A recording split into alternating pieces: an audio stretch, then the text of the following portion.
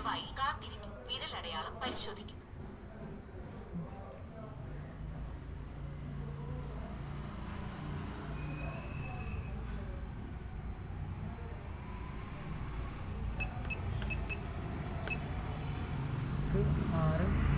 Hi friends, അസ്സലാമു അലൈക്കും. Welcome to news channel. നമ്മൾ ഇന്നത്തെ പുതിയ വീഡിയോയിലേക്ക് എല്ലാ കൂട്ടുകാർക്കും സ്വാഗതം. എന്തൊക്കെയാണ് എല്ലാവരുടെയും വിശേഷങ്ങൾ? എല്ലാവർക്കും സുഖമല്ലേ? റാഹത്തല്ലേ? അൽഹംദുലില്ലാ, ഞങ്ങൾക്കൊരുവിധം സുഖമാണ് കേട്ടോ.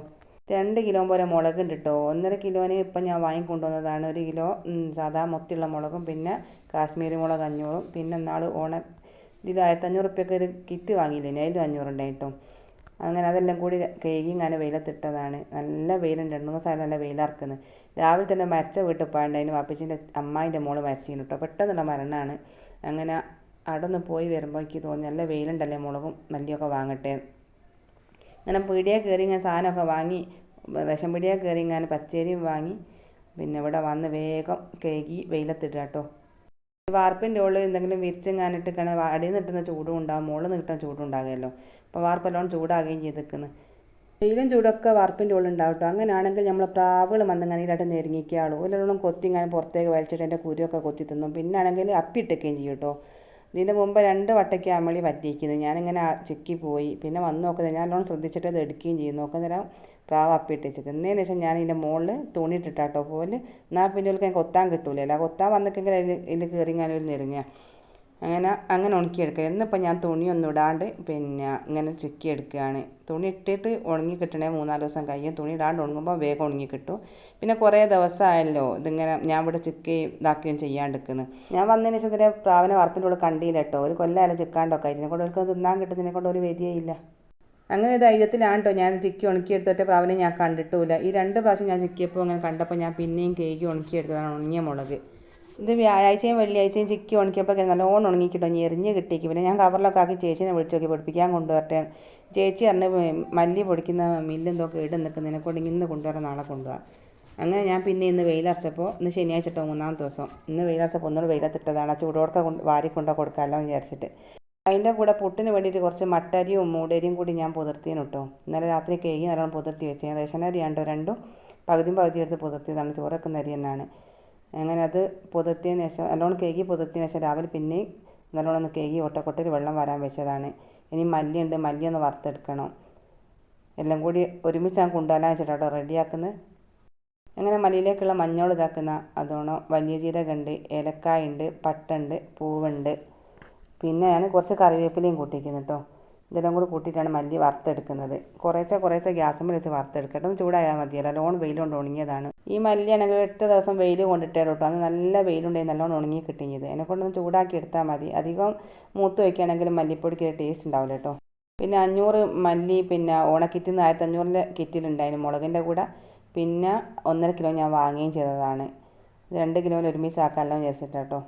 ഇത് ഞാൻ കുറേശ്ശെ ചെറിയ വട്ടച്ചമ്പിലാക്കി വറുത്തെടുക്കുക കേട്ടോ. കൂടുതലായിട്ട് നമ്മൾ വറുത്തെടുക്കുമ്പോൾ ചിലപ്പോൾ അടിയിലൊക്കെ പിടിച്ചാലും 2 കിലോ മല്ലിയിൽ ഇളക്കെത്തില്ലെങ്കിൽ ചിലപ്പം കരിഞ്ഞാൽ പോയില്ലേ. അത് വിചാരിച്ചിട്ട് കുറേശ്ശെ ഞാൻ ഗ്യാസ് നിന്നാണ് വറുക്കുന്നത്. അടുപ്പത്തു നിന്നാണ് പിന്നെ വലിയ വട്ടച്ചമ്പൊക്കെ വെച്ച് ഇങ്ങനെ ഇളക്കി വറുത്ത് കൊടുക്കാൻ.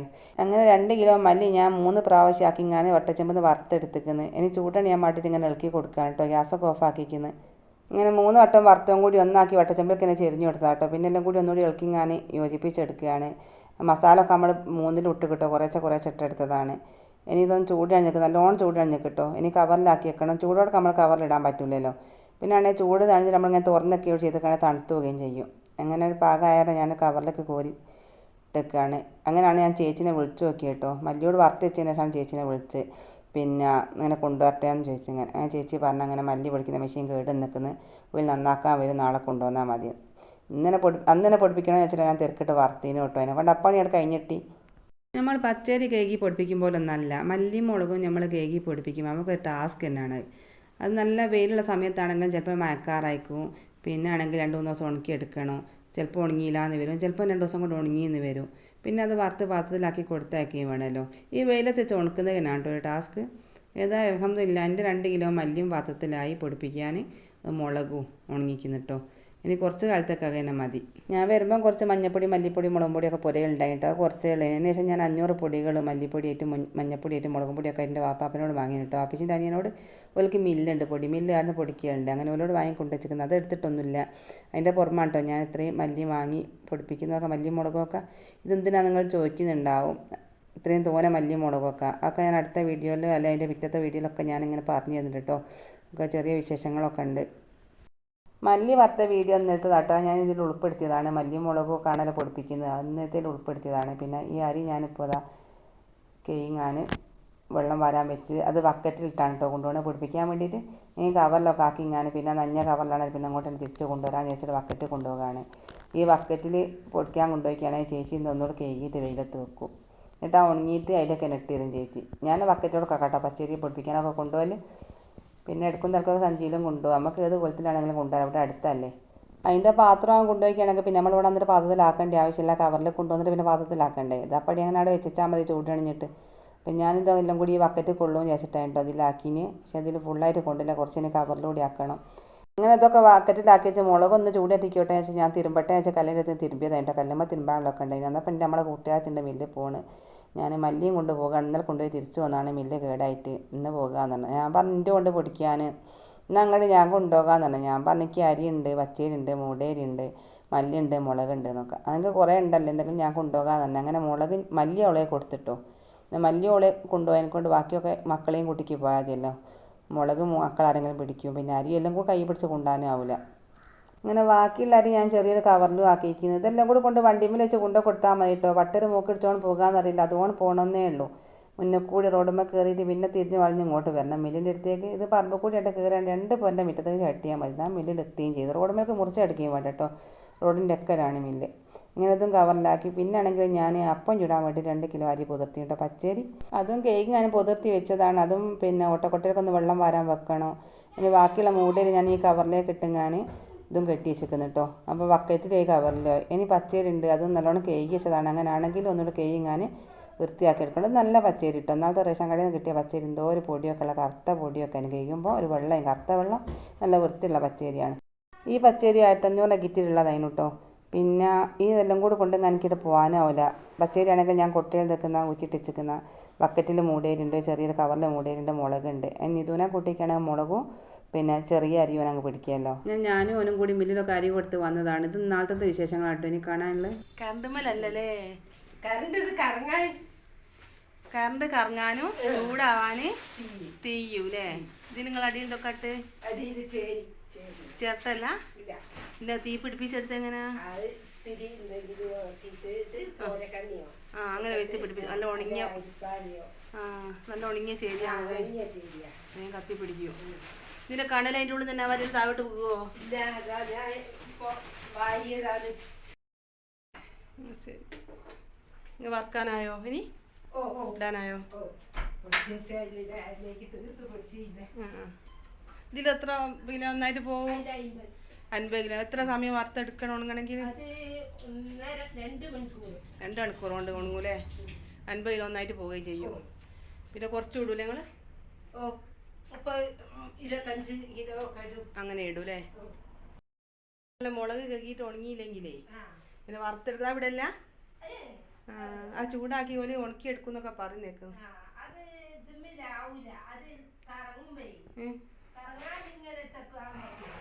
കറങ്ങാൻ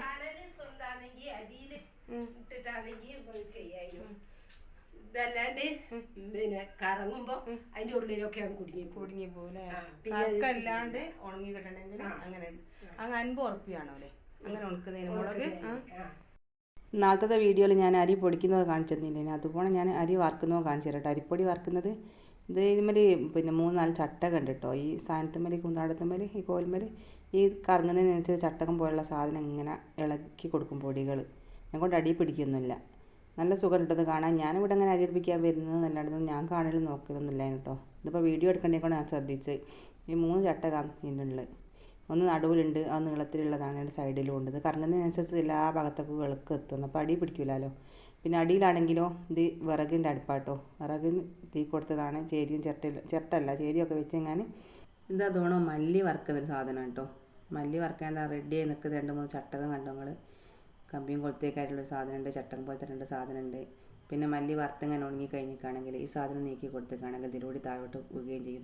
പാത്രം വെച്ച് കൊടുത്താൽ മതി, അടിയിൽ വാരി എടുക്കേണ്ട ആവശ്യമൊന്നുമില്ല. അതുകൊണ്ട് തന്നെ ഉണ്ടോ പത്തിരിപ്പൊടിയൊക്കെ തന്നെ വറുത്ത് കഴിഞ്ഞിട്ടാണെങ്കിൽ പിന്നെ അതോണം ഒരു ഹോൾസ് ഉണ്ടാവും താഴോട്ട്. ആ ഹോൾസ് കൂട്ടി ഷട്ടറും കൂടി പൊന്തിച്ച് കൊടുത്തേക്കാണെങ്കിൽ താഴോട്ട് വെക്കും പാത്രത്തിലേക്ക്.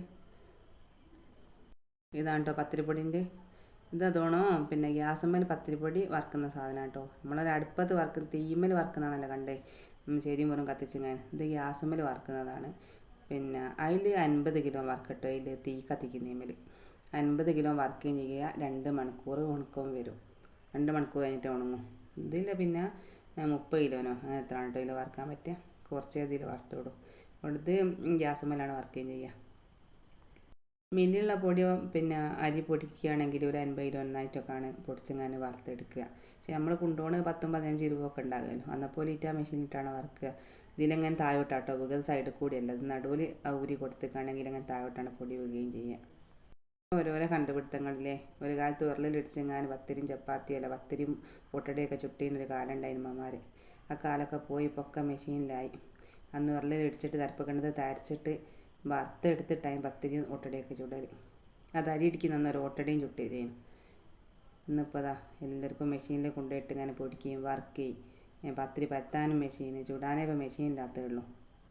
ചേച്ചി അരി പൊടിക്കുന്നതിനനുസരിച്ച് വറുക്കാനും കൊണ്ടിട്ടാണ് കേട്ടോ. ഫസ്റ്റ് തന്നെ കുറച്ച് പൊടിച്ച് അതിൽ കൊണ്ടുപോയിട്ടിരിക്കുന്ന മെഷീനിൽ. പിന്നെ രണ്ടാമത് പിന്നെയും പൊടിച്ചിരിക്കുന്ന അതും കൊണ്ടുപോയിട്ട്. പിന്നെ മൂന്നാമത്തെ ഞാൻ എൻ്റെതാട്ടോ പൊടിച്ചത്. ആ പൊടിച്ചതിന് ശേഷം പിന്നെയും ചേച്ചി പൊടിച്ചതിൽ കൊണ്ടുപോയിടും. ഇവിടെ ഒക്കെ എന്താ കരിയും പുകയും പിടിച്ചിങ്ങനെ നിൽക്കുന്നത് നിങ്ങളാരും ചോദിക്കരുത് കേട്ടോ വീഡിയോ കാണുന്നവർ. പിന്നെ അത് കാരണം വിറക് കത്തിച്ചിട്ടാണ് വറുക്കുന്നത് ഞാൻ ആദ്യം പറഞ്ഞല്ലോ. പിന്നെ കുറേ ഇവിടുന്ന് വിറക് കത്തിച്ചിങ്ങനെ അടുപ്പും തെയ്യമായിട്ട് പെണ്ണുങ്ങൾ വരിയായിട്ട് കൊത്തി നിങ്ങൾ വറുക്കുന്ന സ്ഥലമായിരുന്നു. ഇതിപ്പോൾ കുറച്ചായിട്ട് അവൾ നിർത്തിയിരുന്നു കേട്ടോ. അതുകൊണ്ടാണ് ഈ പുകയും കരിയൊക്കെ കാണുന്നത്. എന്നും ഇവിടെ എന്തോ പൊടി വറുക്കലുണ്ടെന്ന് അറിയോ. അതൊക്കെയും എന്താ പറയണ്ടേ വിറക് കത്തിച്ചിട്ട് തന്നെയാണ്, അതിൻ്റെ പുക ഉണ്ടാവുമല്ലോ.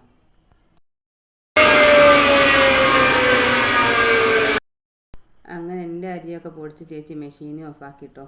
അതൊക്കെ ഇതിൻ്റെ ഉള്ളിൽ നിന്ന് കൊടിഞ്ഞെടുക്കുകയാണ്. ഇതിനൊക്കെ ഒരു പരിചയം വേണേ. നമുക്കൊന്നും ഇങ്ങനെ എടുക്കാനൊക്കെ ഒന്നും അറിയില്ല. ചേച്ചി ആ മുറുക്കി പിടിച്ച് പിന്നെ അതിലൊക്കെ തട്ടി പിന്നെ കൊടിഞ്ഞ് തട്ടിയെടുത്ത് അങ്ങനെ നമുക്ക് പൊടി ഒപ്പിച്ച് തരും.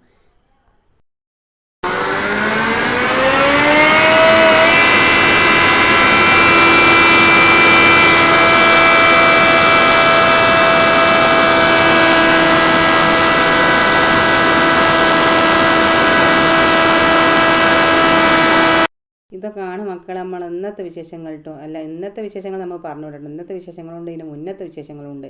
ഇത് ഞാനിത് ഉൾപ്പെടുത്തണം വിചാരിച്ചല്ല. അന്ന് ഞാൻ പറഞ്ഞു കേട്ടോ മില്ലിൽ പോയ ബാക്കി വിശേഷങ്ങളൊക്കെ അടുത്ത വീഡിയോയിൽ ഇടുന്നുണ്ട്. അത് ഏതായാലും ചങ്കിലിട്ടുക നമ്മൾ സബ്സ്ക്രൈബ് നമ്മളെ മാണിക്കക്കല്ല് സൈഫുന്നിസ അബ്ദുൽ ലത്തീഫ് എന്ന് പറഞ്ഞ ഒരാൾ കമൻറ്റ് ചെയ്തതാണ്. പിന്നെ മില്ലിൽ പോയതിൻ്റെ ബാക്കി വിശേഷങ്ങളൊന്നും ഇല്ലെത്താണ്. ഏതായാലും ഓൽക്കും വേണ്ടിയിട്ടാണോ ഞാൻ വീഡിയോയിൽ കൂട്ടിച്ചേർത്തിട്ടത്. വീഡിയോ എഡിറ്റ് ചെയ്ത് ഇടാൻ പിന്നെ മടിച്ചിട്ടായിരുന്നു. വീഡിയോ ഒക്കെ എടുത്ത് വെച്ചതുണ്ടായിരുന്നു. ഏതായാലും 50 മോളാണ് ആരായാലും ആ വീഡിയോസൊക്കെ ഞാനിതിൽ ഉൾപ്പെടുത്തിയിരിക്കുന്നത്. കണ്ട് ഞാൻ എന്താ പറയണ്ടേ കമൻറ്റ് ചെയ്യുക, ലൈക്ക് ചെയ്യുക. പുതുതായിട്ട് നമ്മളെ വീഡിയോ കാണുന്ന കൂട്ടുകാരൊക്കെ ഉണ്ടെങ്കിൽ സബ്സ്ക്രൈബ് ചെയ്യാൻ മറന്നോ വലിയ ഒന്ന് സബ്സ്ക്രൈബ് ചെയ്ത് നിങ്ങൾക്ക് എന്താണ് അഭിപ്രായങ്ങൾ അതൊക്കെ ഒന്ന് രേഖപ്പെടുത്തിക്കാണ്ട്. ഇഷ്ടമാണെങ്കിൽ ഇഷ്ടക്കേടാണെങ്കിലും ഒക്കെ നമ്മളോട് പറഞ്ഞോളൂ. ഇതിനൊന്നൊരു കുഴപ്പമില്ല. എന്തെങ്കിലും മാറ്റം വരുത്തണമെങ്കിൽ മാറ്റം വരുത്തുകയും ചെയ്യുക. പിന്നെ നിങ്ങളെ കമൻറ്റ് വായിക്കുമ്പോൾ നമുക്കൊരു സന്തോഷമൊക്കെ അല്ലേ. ഏതായാലും എല്ലാവരും കമൻറ്റ് ചെയ്യുകയും ലൈക്ക് ചെയ്യുകയൊക്കെ ചെയ്യട്ടോ. മടിക്കേണ്ട ഇത്രയും മടിക്കേണ്ട. നിങ്ങൾ കൊടുക്കേണ്ട ആവശ്യമൊന്നുമില്ല. നിങ്ങൾ മറന്നു പോയിട്ടാണല്ലോ ഒക്കെ അറിയാം. എന്നാൽ ആ വീഡിയോ കണ്ടെടുക്കുമ്പോൾ തന്നെ ഒരു ലൈക്ക് കാർഡ് കൊടുത്തിട്ടാണെങ്കിൽ നിങ്ങൾക്ക് കുറഞ്ഞും പോകുകയില്ല. എനിക്കാണ് ഏസിട്ട് കൂടിയും കിട്ടുകയും ചെയ്യും. എന്ന് വെച്ചാൽ ഒരു ലൈക്ക് 2 ലൈക്ക് എന്നൊക്കെ പറയുമ്പോൾ അങ്ങനെ കൂടി വരുമ്പോൾ ഒരു ഉസാറല്ലേ വീഡിയോ പിന്നെ ഇടാനുള്ളൊരു മോഹവും. പിന്നെ ആ കമൻറ്റ് കണ്ട് വായിക്കുമ്പോൾ ഒരു സന്തോഷമൊക്കെ ആവും ഉണ്ടാവില്ലേ. നിങ്ങളുടെ സന്തോഷമാണ് എൻ്റെയും സന്തോഷം. ഇത് നോക്കി മക്കളെ, ഒരു ദിവസം ഞാൻ കഞ്ഞി അടുപ്പത്തിച്ച് ഞാൻ പോർച്ച് വെച്ച് വെക്കാൻ പോയതാട്ടോ. ഈ കഞ്ഞി അടുപ്പത്തിച്ച കഥ എന്നോട് മറന്നു വയ്ക്കുക. അല്ലെങ്കിൽ തന്നെ എനിക്ക് അരണനെ മറതിയാണ്, തീരെ ഓർമ്മ ഉണ്ടാവില്ല. ഈ കൊറോണ കഴിഞ്ഞ ശേഷം ഭയങ്കര മറവിയാട്ടോ. അങ്ങനെ വേക്ക് നിമ്മച്ചി തറവാട് അടുത്തിട്ട് തന്നെയാണല്ലോ. ആട് നിമ്മച്ചി മണം പിടിച്ച് ആടെ അടുപ്പത്തൊക്കെ പോയി നോക്കി. ആടൊന്നല്ലാന്ന് പറഞ്ഞ് ഓടി വന്നിക്കുന്നു ഇങ്ങോട്ട്. അല്ല ഇനി എവിടെ എന്തോ അടുപ്പത്ത് വെച്ചിരിക്കുന്നോന്ന് ചോദിച്ചു. അതെന്താണെന്ന് ചോദിച്ചാൽ കരഞ്ഞ് മണക്കുന്നുണ്ട്. എന്നപ്പോൾ എനിക്കും ഇങ്ങനെ മണക്കുന്നുട്ടോ. ഞാനന്നപ്പോൾ വിചാരിക്കുന്നുണ്ടോ അരി വറുക്കുകയാണ്. അരി വറുക്കുന്നതിനൊരു സ്മെല്ലാണ് എനിക്കും വന്ന്. ഞാൻ എന്നാലും പൊട്ടത്തിയായിട്ട് കഞ്ഞി അടുപ്പത്തിച്ച് എന്നോട് അങ്ങ് അറിഞ്ഞു വയ്ക്കുന്നു. ഇങ്ങനെ ഞാൻ അടുത്ത പോലെ എന്ന് പറഞ്ഞാൽ അരി വറുക്കുണ്ടാവും ഇടിക്കാൻ വേണ്ടിയിട്ട് പൊടിക്കാൻ വേണ്ടിയിട്ട് എന്നൊക്കെ വിചാരിച്ച് ഞാനും തേച്ചേക്കലോട് തേച്ചേക്കൽ. ഉമ്മച്ചി ഓടി വന്ന് എന്നോട് ഇങ്ങനെ ചോദിച്ചാൽ അല്ലെങ്കിൽ എന്തോ അടുപ്പത്തിച്ചിക്കുമോയെന്ന് വെച്ചാൽ പറഞ്ഞാൽ കഞ്ഞി ഉണ്ടായിരുന്നു. പിന്നെ ഓടിപ്പോയി ഗ്യാസ് ഓഫാക്കി നോക്കുമ്പോൾ ഇതായാലും കത്തി കരിഞ്ഞു പോയില്ല, വെള്ളമൊക്കെ വറ്റിപ്പോയിക്കുന്നു. പിന്നെ ചെമ്പിൻ്റെ അടിയിൽ പിന്നെ കുറച്ച് പിടിച്ചെടുക്കുന്നുണ്ട് കേട്ടോ കറുപ്പായി. ഇങ്ങനെ അങ്ങനെ ദിവസം ചോയമാണൊക്കെ വന്നിക്കുന്നാലും മോള് ഞാൻ ദിവസം എടുത്ത് എനിക്ക് ഒഴിവാക്കാൻ എനിക്ക് തോന്നുന്നില്ല. അടിയിലത്തൊക്കെ അവിടെ വെച്ചിട്ട് ഞാൻ മുളത്തൊക്കെ വേറെ ചെമ്പിലേക്ക് വടിച്ചിട്ട് പിന്നെ ദിവസം വെള്ളമൊക്കെ പറഞ്ഞ് മുന്നേ ദിവസം കുടിച്ച് വെക്കുന്നതാണ് കൊടുത്തപ്പോൾ പറഞ്ഞാൽ അത് ചുവയ്ക്കുന്നു. പിന്നെ ഏതായാലും അതോട്ട് ഒഴിവാക്കിയാണ് കേട്ടോ, കുടിക്കാനൊന്നും പറ്റൂലല്ലോ ചുവയ്ക്കുന്ന ദിവസം ചോയമാണൊക്കെ എരുടിയോ പാമ്പനെ കുടിക്കാൻ പറ്റൂലല്ലോ. ഏതായാലും അന്നത്തെ കഞ്ഞിയെല്ലാം കൂടി ഒരു കുഞ്ഞായി പോയിട്ടോ. വല്ലാത്തൊരു മറവി തന്നെയാണ് മക്കളെ എൻ്റെ ഒരു മറവിൻ്റെ കാര്യം. ഒന്നുമില്ല അടുത്ത് ഉറങ്ങിക്കുകയാണെങ്കിൽ 10 തീരൂല എല്ലാ കാര്യങ്ങളൊക്കെ നിങ്ങളോട് പറയാൻ. അങ്ങനെ നമ്മൾ അടുത്ത പരിപാടി ഫ്രിഡ്ജൊന്ന് ക്ലീൻ ചെയ്യട്ടോ. ഞാൻ വന്നതിന് ശേഷം ഫ്രിഡ്ജ് ക്ലീൻ ചെയ്തില്ല. അങ്ങനെ പിന്നെ പിറ്റേന്ന് എടുത്ത വീഡിയോ ആട്ടോ. നമ്മൾ അരി പൊടിച്ചത് പിറ്റേന്നാണ് എടുത്തിട്ടുണ്ടോ, അന്ന് എടുത്ത് കൊണ്ടുവന്നില്ലേനു. ഞാൻ ലോൺ ഉണങ്ങിക്ക് നല്ല പത്തിരിപ്പൊടി ആക്കിയിട്ടോ. പത്തിരിയും ചുട്ടടിപൊളി പത്തിരിയാണ്, കുഴപ്പമൊന്നുമില്ല, അടി പിടിച്ചില്ല, കരിഞ്ഞില്ല. ഇൻഷാ അല്ലാഹ് ബാക്കി വീഡിയോ കഴിഞ്ഞ് നമുക്ക് വീണ്ടും കാണാം. അസ്സലാമു അലൈക്കും. എല്ലാവരും ദുആയിൽ ഉൾപ്പെടുത്തിട്ടോ.